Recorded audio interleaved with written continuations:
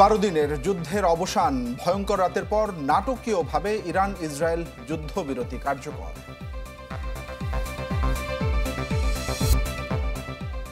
যুদ্ধবিরতির শর্ত লঙ্ঘনের পাল্টাপাল্টি অভিযোগ। ইরানে আর হামলা নয়, ইসরায়েলকে ট্রাম্পের কড়া বার্তা। ইরান ইসরায়েল যুদ্ধের কারণে বাড়বে না জ্বালানির দাম, বিপিসির মুনাফা থেকে বাড়তি ব্যয় সমন্বয়ের আশ্বাস। ভোটের মাঠে ফিরল জামাতে ইসলামী, দাড়িপাল্লা প্রতীক সহ নিবন্ধন ফিরিয়ে দিল নির্বাচন কমিশন।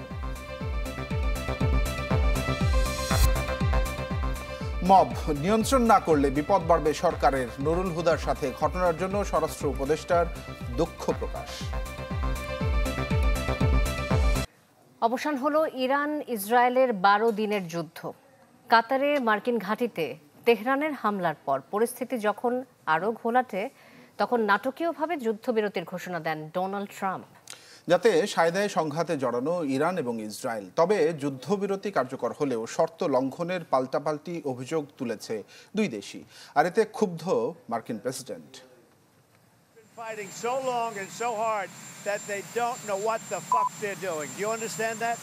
যুক্তরাষ্ট্রের মধ্যস্থতায় যুদ্ধবিরতি কার্যকরের পরও যখন হামলা থামায়নি ইরান ইসরায়েল, তখন এভাবেই নিজের ক্ষোভ ঝাড়েন ডোনাল্ড ট্রাম্প। ইরান ইসরায়েল দুদেশের প্রতি অসন্তুষ্ট তিনি। মধ্যরাতে কাতারে মার্কিন ঘাঁটিতে ইরানের হামলা, তার ঠিক কিছুক্ষণ বাদেই যুক্তরাষ্ট্রের মধ্যস্থতায় নাটকীয়ভাবে আসে যুদ্ধবিরতির ঘোষণা। কয়েক ঘন্টার ব্যবধানে ইরানের বিরুদ্ধে যুদ্ধবিরতি লঙ্ঘনের অভিযোগ আনে ইসরায়েল। দাবি করা হয় তেহরান থেকে ছোড়া ক্ষেপণাস্ত্র ধ্বংস করে দিয়েছে বেশ কয়েকটি স্থাপনা, যদিও অভিযোগ অস্বীকার করে কোনো ক্ষেপণাস্ত্র ছোড়া হয়নি বলে জানায় তেহরান। যুদ্ধবিরতি কার্যকরের আগে ইরানে বেশ কয়েকটি ক্ষেপণাস্ত্র ছোড়ে তেল আবিব, এতে এক পরমাণু বিজ্ঞানী সহ বেশ কয়েকজন নিহত হয় বলে দাবি তেহরানের। ইরানে যুক্তরাষ্ট্র ও ইসরায়েলের হামলার নিন্দা জানিয়ে নিজেদের অবস্থান আরও একবার স্পষ্ট করেছে রাশিয়া। তেহরানকে সমর্থন জানিয়ে সম্পর্ক সম্প্রসারণের কথা জানিয়েছে মস্কো। কাতারের আমির Sheikh Tamim bin Hamad Al থানির সাথে টেলিফোনে কথা বলেছেন ইরানের প্রেসিডেন্ট মাসুদ পেজেশকিয়ান, যেখানে ইসরায়েলের দায়িত্বজ্ঞানহীন কার্যকলাপের সমালোচনা করেন তিনি। তেহরানের পরমাণু প্রকল্প নিয়ে বৈঠকে বসার কথা জানিয়েছে জাতিসংঘের পরমাণু প্রকল্প পর্যবেক্ষণ বিষয়ক সংস্থা।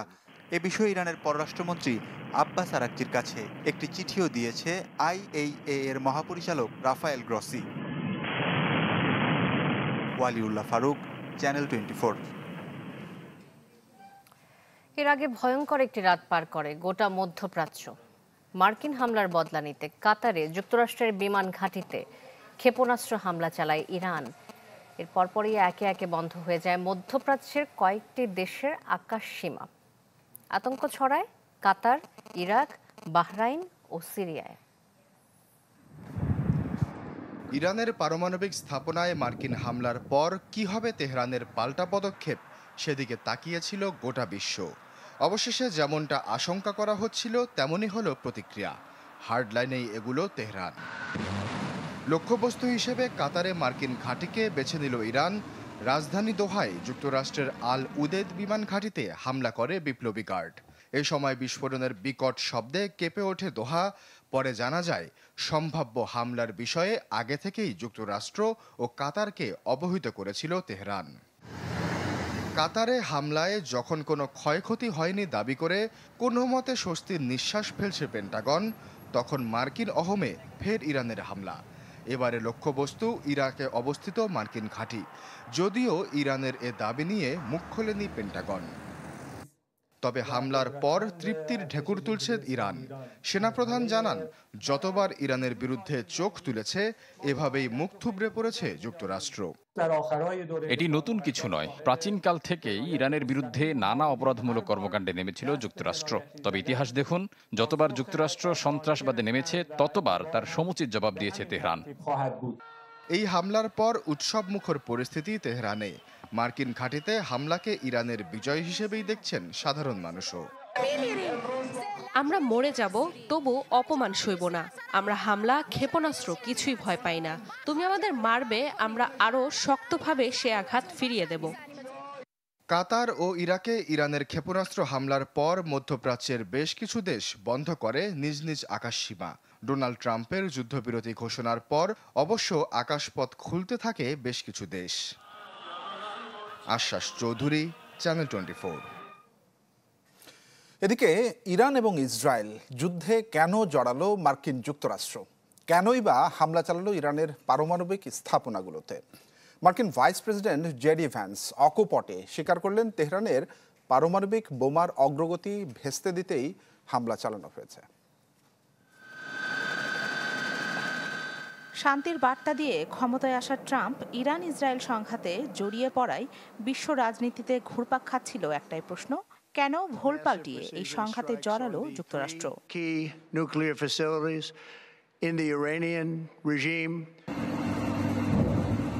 উত্তরে আন্তর্জাতিক সম্পর্ক বিশ্লেষকরা বলছেন, বন্ধু দেশ ইসরায়েলের সাথে সম্পর্কের আস্থা বাড়ানো, ইরানের পরমাণু কর্মসূচি বানচাল এবং সরকার পরিবর্তনের খায়েশ ছিল যুক্তরাষ্ট্রের।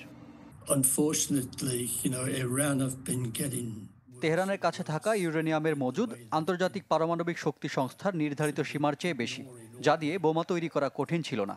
তাদের পরমাণু কর্মসূচি বাতিল করতেই যুক্তরাষ্ট্র হামলা চালায়।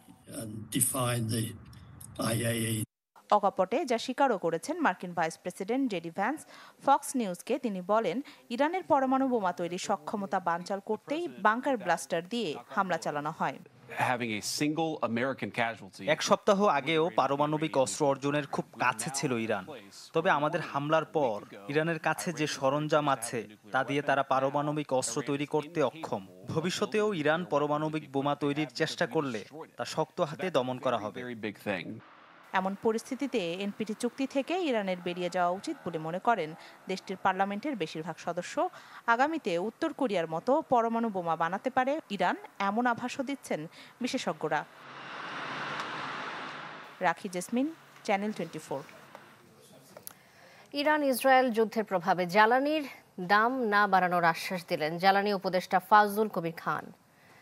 রাজধানীতে এক অনুষ্ঠান শেষে তিনি জানান, আমদানিতে বাড়তি ব্যয় হলে প্রয়োজনে তা বিপিসির মুনাফা থেকে সমন্বয় করা হবে। আশ্বাস দেন শিল্পে গ্যাস সংকট সমাধানের। ইরান ইসরায়েলের চলমান যুদ্ধে দুশ্চিন্তা বেড়েছে দেশের জ্বালানি নিরাপত্তা নিয়ে। তবে সেই শঙ্কা উড়িয়ে দিয়ে জ্বালানি উপদেষ্টা জানান, স্বল্প মেয়াদে যুদ্ধের প্রভাব পড়বে না দেশের বাজারে।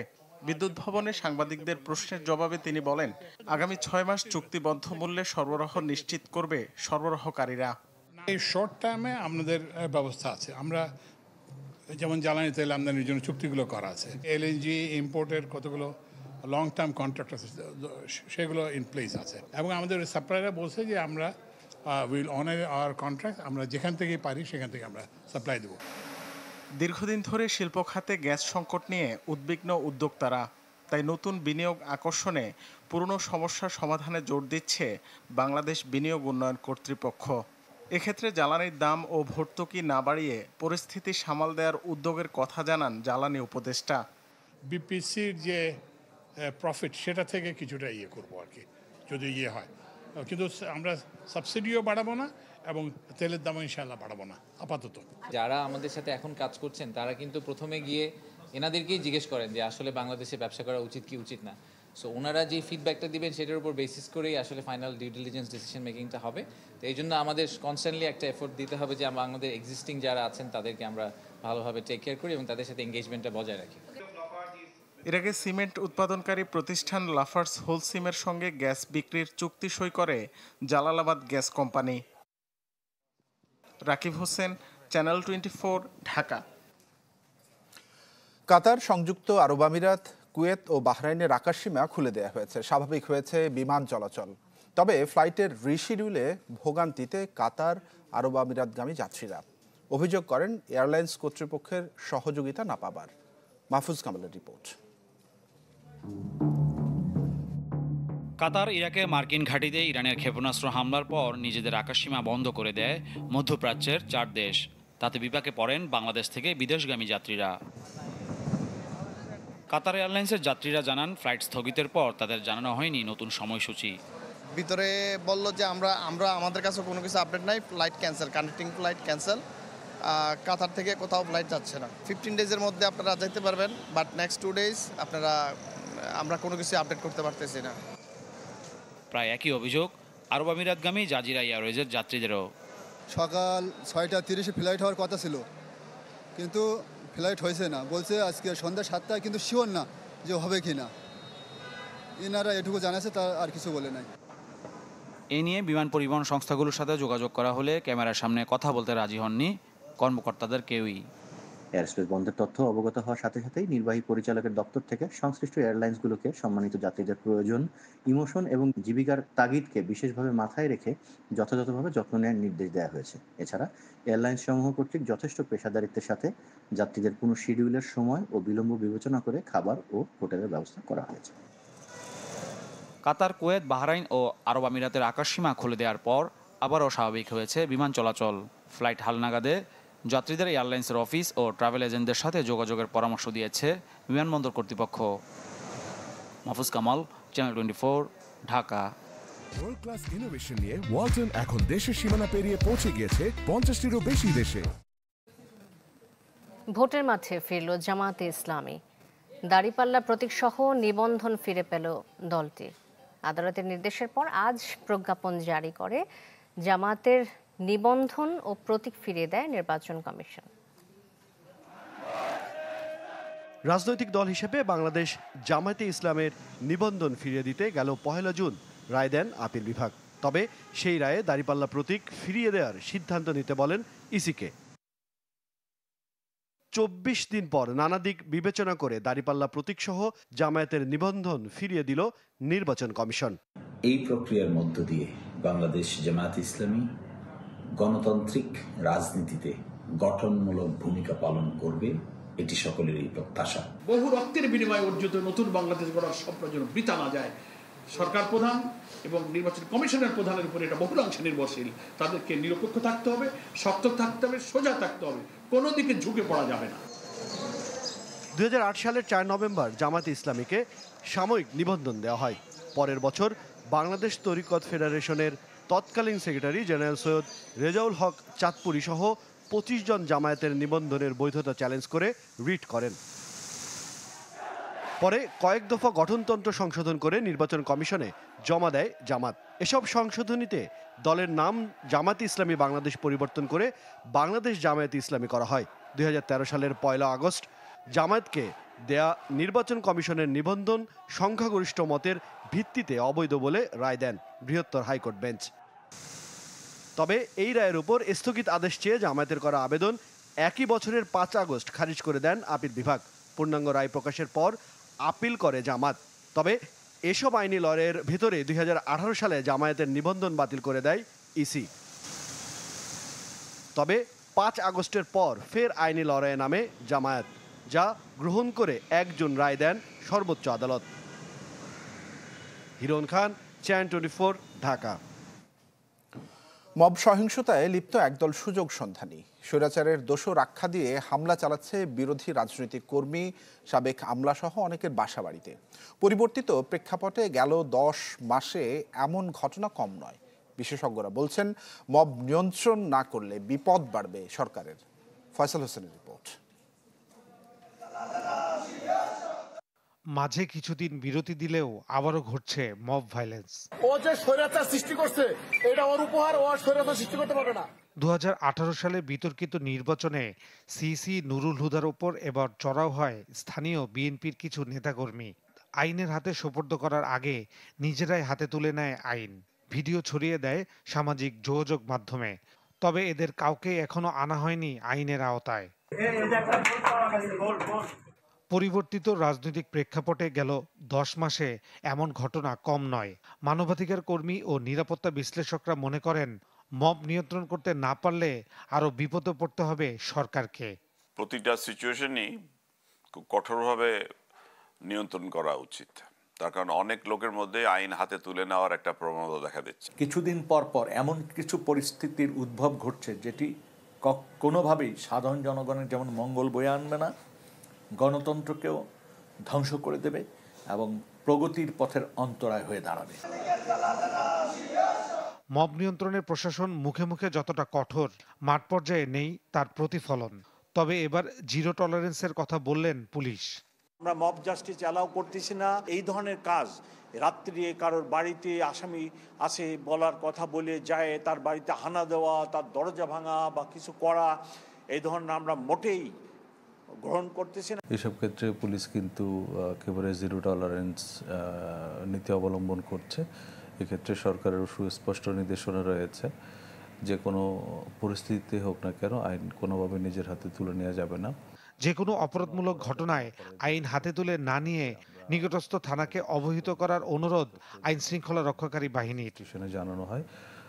ফয়সাল হোসেন, চ্যানেল 24, ঢাকা। এদিকে সাবেক প্রধান নির্বাচন কমিশনার নুরুল হুদার সাথে ঘটে যাওয়া আচরণের জন্য দুঃখ প্রকাশ করেছেন স্বরাষ্ট্র উপদেষ্টা জাহাঙ্গীর আলম চৌধুরী। তার আশা, নির্বাচন কমিশন জাতিকে একটি ভালো নির্বাচন দেবে, সেটাই প্রত্যাশা।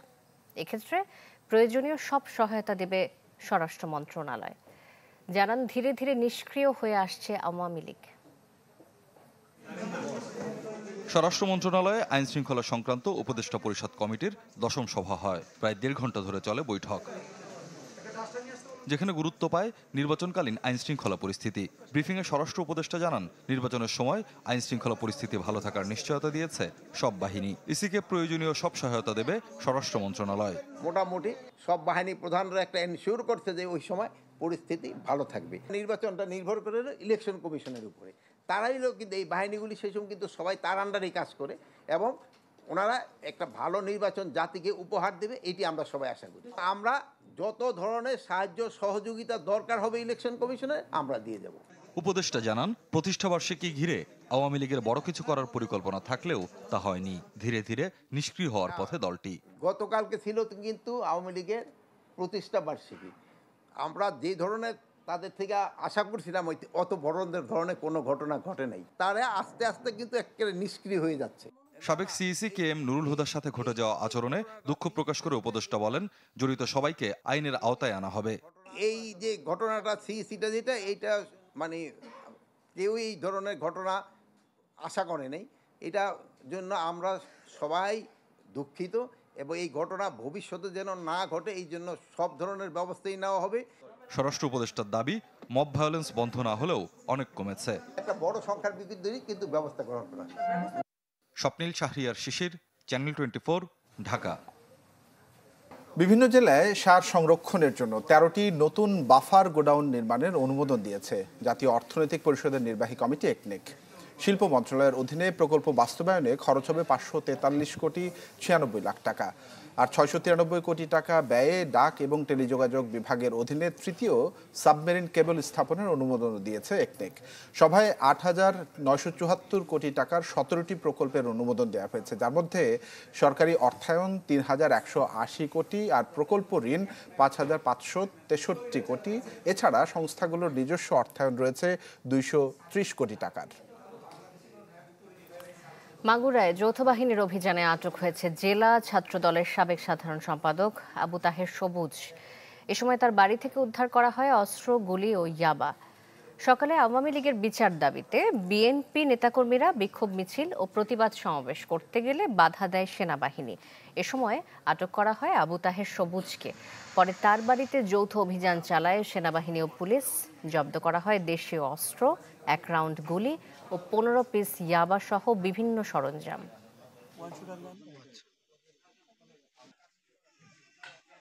সবুজের ওখানে কেন অভিযান করালো এই নিয়ে সে একটা বিক্ষোভ সমাবেশের আয়োজন সে করতে নিচ্ছে এবং সব থেকে অ্যালার্মিং পার্ট ছিল যে সে ওখান থেকে নাকি মিছিলটা নিয়ে তার প্ল্যান ছিল ইয়াতে নিয়ে আসার, ক্যাম্পে নিয়ে আসার। এবং তার থেকে খারাপ যে জিনিসটা ছিল, সে বিএনপির ছায়াতলে ছত্রছায়া থেকে এই জিনিসটা করার কথা বলেছিল, কিন্তু অনগ্রাউন্ডে গিয়ে আমরা কয়েকজনের সাথে যখন কথা বলে দেখতে পারলাম যে এটা কেউ বিএনপির লোক না। জুলাই আগস্টের হত্যাযজ্ঞের মামলায় শেখ হাসিনা ও আসাদুজ্জামান খান কামালের পক্ষে সরকারি খরচে আইনজীবী নিয়োগ দিয়েছেন আন্তর্জাতিক অপরাধ ট্রাইব্যুনাল। আগামী মঙ্গলবার শুরু হবে অভিযোগ গঠনের শুনানি। এদিন প্রসিকিউশন ট্রাইব্যুনালকে জানায় আশুলিয়ায় 6 জনের মরদেহ পোড়ানোর মামলাতে 16 জনের সম্পৃক্ততার প্রমাণ মিলেছে।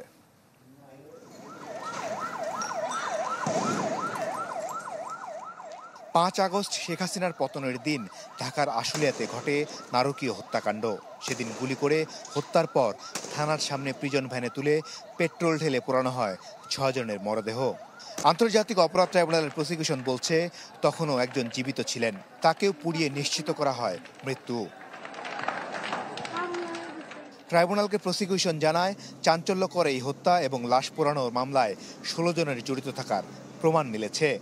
তদন্ত রিপোর্টও হাতে পেয়েছেন তারা। পরে অভিযোগ দাখিলের জন্য 2 জুলাই দিন ঠিক করা হয়। ট্রাইব্যুনাল পত্রিকা বিজ্ঞপ্তি দিয়েছিলেন, পত্রিকা পেপার পাবলিকেশন হয়েছে, পত্রিকা বিজ্ঞপ্তি নথিতে সামিল হয়েছে। পরবর্তী দিন চার্জ হিয়ারিংয়ের জন্য অর্থাৎ 1 জুলাই ধার্য করা হয়েছে এবং ইতিমধ্যে tribunal honourable tribunal state defence নিয়োগ করবেন। তারপর 1 জুলাই চার্জ হিয়ারিং হবে। এদিন জুলাই আগস্টের হত্যাযজ্ঞের মামলায় শেখ হাসিনার বিচার শুরুর আগে তার পক্ষে আইনজীবী নিয়োগ দেন ট্রাইব্যুনাল। আইনজীবী দেয়া হয়েছে পলাতক সাবেক স্বরাষ্ট্রমন্ত্রী আসাদুজ্জামান খান কামালের পক্ষেও। এ মামলায় 1 জুলাই হবে অভিযোগ গঠনের শুনানি। এই মামলায় সাবেক প্রধানমন্ত্রী শেখ হাসিনা, সাবেক স্বরাষ্ট্রমন্ত্রী আসাদুজ্জামান কামাল এবং সাবেক আইজিপি চৌধুরী আবদুল্লাহ আল মামুন উনি আজকে উপস্থিত আছেন, বাকি 2 জন পলাতক আছেন। চিফ প্রসিকিউটরের বিশেষ পরামর্শক টবি ক্যাটম্যান জানান, পলাতক আসামিদের পক্ষে কাকে আইনজীবী নিয়োগ করা হবে তার সম্পূর্ণ এখতিয়ার আদালতের। Any accused person is not satisfied with whoever is selected as their state-appointed counsel, then it is for that person to raise that with the judges. It's not a matter for the prosecution. The prosecution should have no role in the appointment of state counsel for any accused. It is a matter for the judges alone. এর আগে আদালত অবমাননার এক মামলায় শেখ হাসিনার পক্ষে আইনজীবী নিয়োগ নিয়ে বিতর্ক দেখা দিয়েছিল। বিশৃঙ্খলা এড়াতে অভিজ্ঞ ও নিরপেক্ষ আইনজীবী দেওয়ার পরামর্শ আইনজীবীদের। মাসুদুর রহমান, চ্যানেল 24, ঢাকা। দেখছেন রাত 10 খবর, নিচ্ছে আরো একটি বিরতি। ফিরে আসছে একটু পরে, সাথে থাকুন।